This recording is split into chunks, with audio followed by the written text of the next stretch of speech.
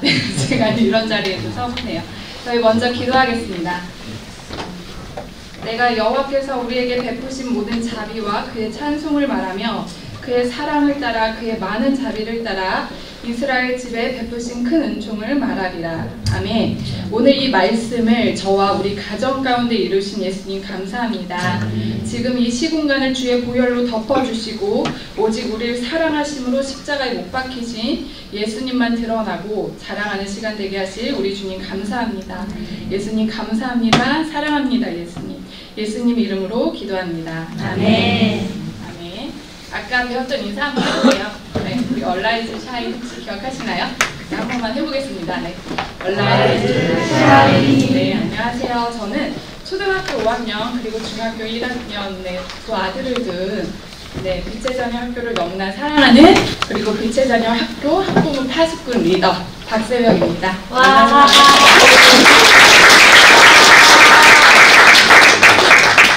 제가 이 학교에 오게 된 건 저희 큰아이 5살 딱 2학기 이맘때쯤에 빛의 자녀 유학교에 입학을 하였습니다. 사실 그때는 들어갈 유치원이 없어서 어쩌다 보니 샤인스쿨 유학교에 이제 오게 되었습니다. 신앙이 있는 것도 아니었고 소속 교회가 있는 것도 아니었습니다.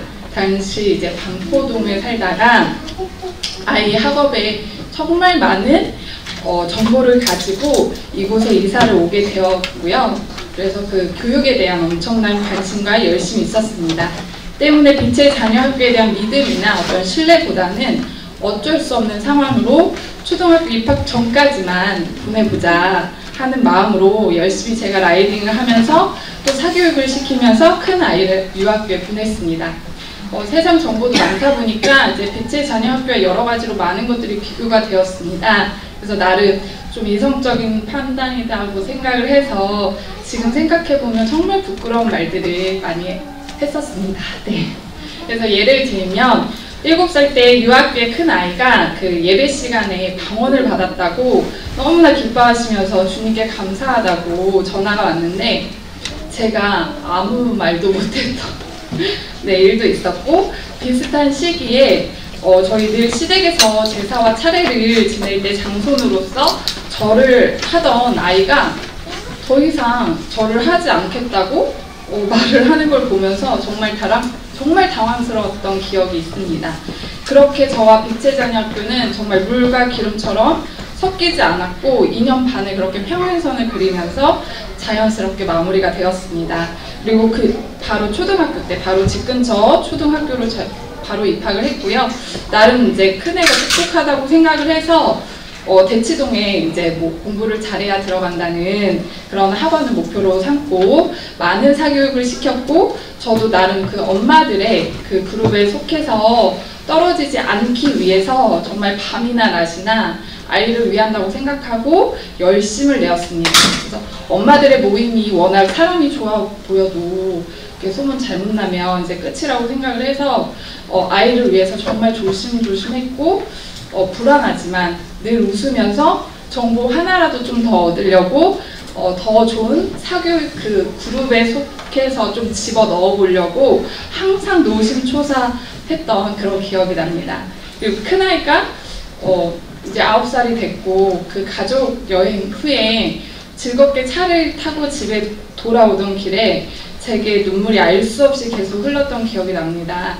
이때는 저희 가정이 정말 가장 안정적이었던 때였고 부족한 게 없었던 정말 행복한 시즌인데 왜 그런지 알 수 없었거든요. 근데 지금 생각해보면 어떤 제 안에 있던 그런 두려움과 그리고 허무함과 공허함이 그렇게 눈물로 표현이 됐던 것 같습니다.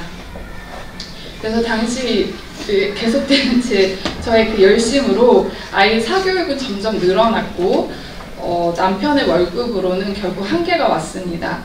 큰 아이도 좀 많이 지쳐갔고요. 남편이 제게 늘 했던 말이 돈도 돈이지만 애 힘든 거 안 보이냐면서 애 잡는다고 늘 책망을 좀 했습니다.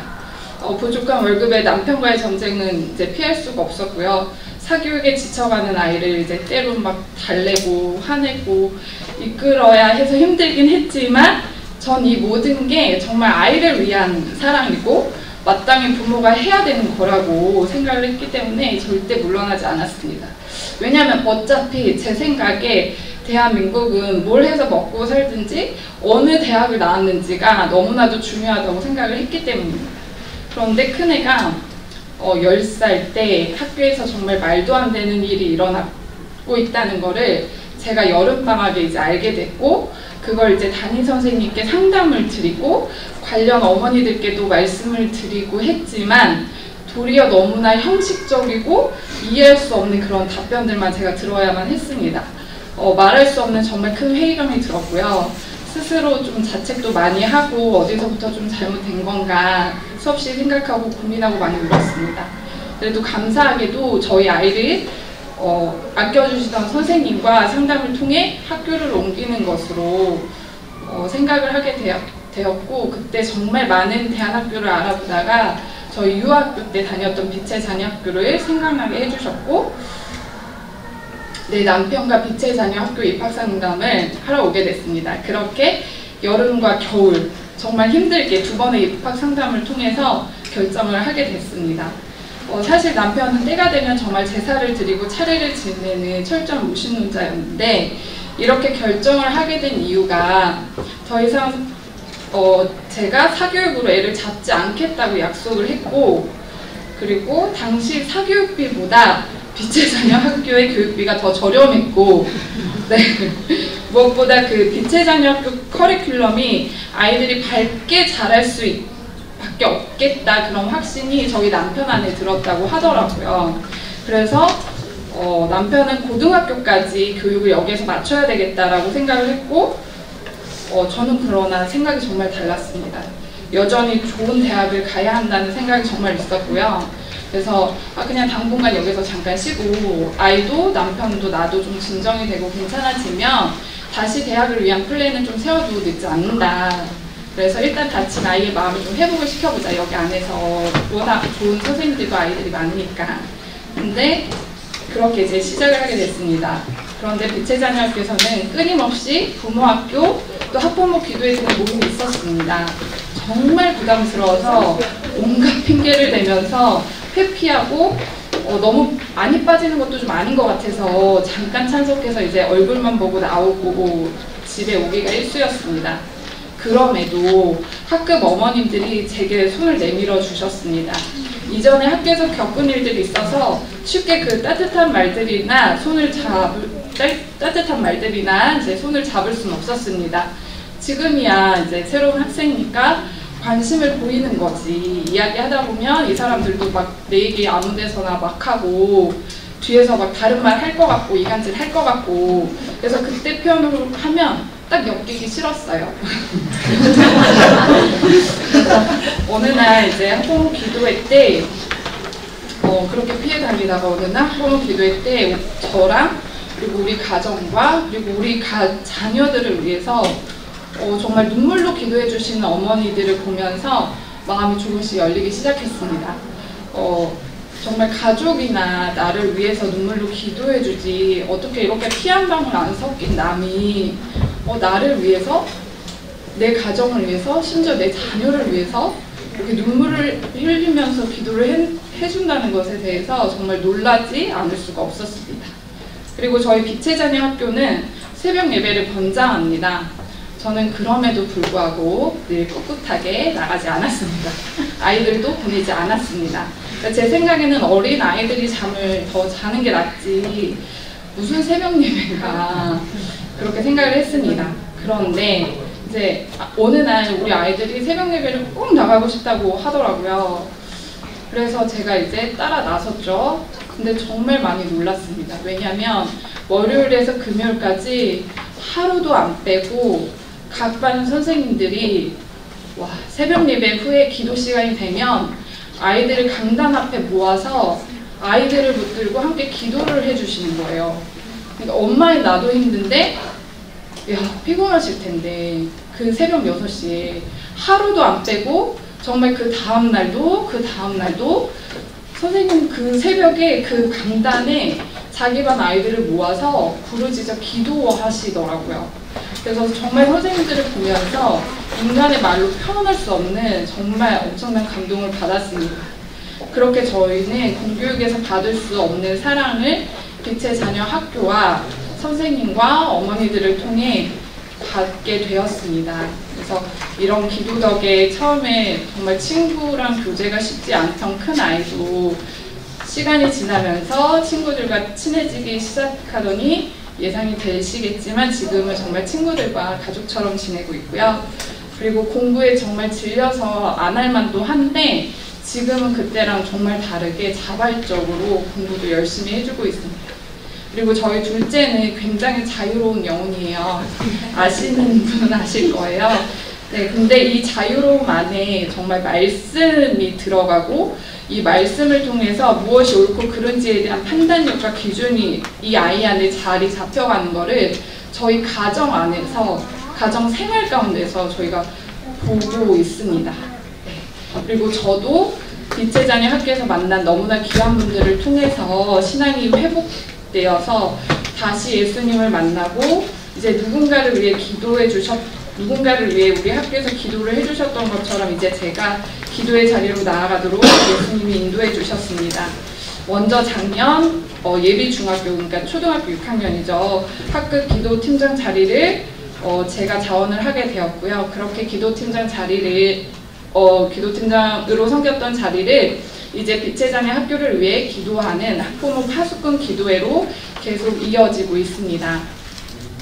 누군가는 학교를 얼마나 사랑하시길래 이런 기도 모임까지 만들어서 기도를 하냐고 막 대단하시다고 하시는데 정말 오해입니다. 저는 정말 저 말고 다른 누군가를 사랑할 수 없는 사람입니다. 제 자녀도 정말 온전히 제가 사랑하기가 힘듭니다.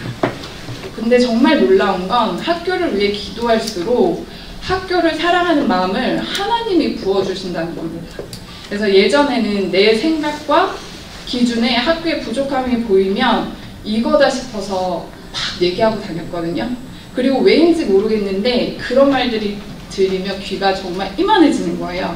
그래서 또 그런 말을 또 많이 듣고 싶고 또 하고 싶었습니다. 근데 정말 감사한 건 지금은 기도하게 하십니다. 그리고 그 부족함과 그 연약함을 통해 일하시는 주님을 보게 하시고 정말 주님을 찬양하게 하시고 감사하게 하십니다. 저도 가끔 이런 제가 너무 낯설게 느껴지곤 합니다. 주님이십니다. 할렐루야. 네. 마지막으로 저희 신앙이 없던 저희 남편도 궁금하실 것 같아서 마지막으로 나누겠습니다. 올해 3월 하나님의 크신 간섭이 저희 남편에게 있었고요. 정말 빛의 자녀 학교 책 풀 때마다 그리고 반 기도회 때마다 남편을 위해서 우리 가정을 위해서 샤인스쿨 전체가 눈물로 기도를 해주셨습니다. 심지어 어떤 분은 금식으로 정말 얼굴도 모르는 분이 저희 남편과 가정을 위해서 그렇게 기도를 해주셨고 학교에서 우리 가정과 아이들을 위해 정말 이러저러한 모습으로 많이 챙겨주셨습니다. 아무래도 이런 건강 문제는 재정과 또 연결이 될 수밖에 없잖아요. 돈이 없어져 보면 압니다. 돈이 없는 게 얼마나 두렵고 무서운지. 특히 아플 때는 정말 돈 한 푼이 너무너무 아쉬워지더라고요. 그리고 남편이 신앙이 없잖아요. 그래서 제가 마음에 애들 학교부터 이제 빼자 그러면 어떡하지 하는 그런 두려움이 있었습니다. 그런데 교회도 안 다니던 그 남편이 전학을 그럼에도 불구하고 한 번도 언급하지 않았습니다. 오히려 빛의 자녀 학교 선생님들과 어머님 그리고 아이의 그 학급 친구들에 대한 그 감동으로 빛의 자녀 교회를 출석하게 되었습니다. 이제 4개월 되었습니다. 주님이 하시는 일은 놀랍습니다. 그래서 우리 가정의 빛의 자녀 학교는 정말 하나님의 그 살아계심의 증거입니다. 우리 가정은 정말 돈으로 살 수 없는 그 예수님의 사랑과 은혜를 빛의 자녀 학교 가운데 누렸고 누리고 있고 앞으로도 누릴 겁니다. 빼앗기지 않을 겁니다. 오늘 이곳에 계신 여러분에게도 이 귀한 사랑과 은혜의 자리에 초대합니다. 그래서 주님의 샬롬이 여기 계신 모든 가정에 임하기를 간절히 바랍니다. 감사합니다. 예수님 할렐루야. 지금까지 들어주셔서 감사합니다.